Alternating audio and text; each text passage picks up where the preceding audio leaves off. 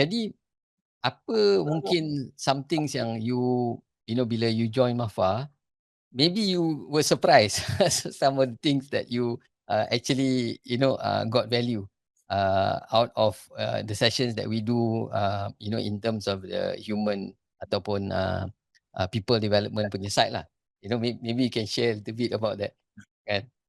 Betul. In Mafa, I think the most important thing that you show us, yang you pamerkan adalah authenticity.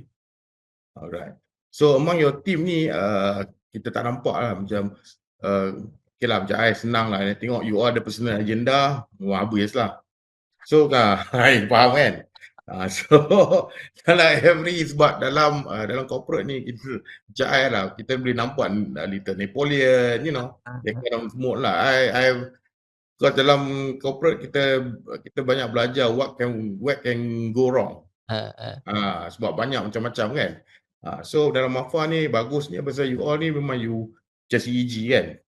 You buat resilient, you buat consistently. Dulu I tengok, okay, 3 orang, tapi you still push kan.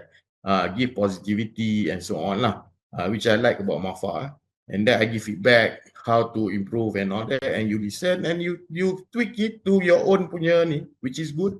And I think your team dalam Mafa ni always looking for improvement lah all the time, which I really love about it lah.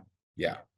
So this is important lah because it's good macam orang-orang yang baru nak belajar pun at least dia boleh nampak, okay, these are the good examples lah.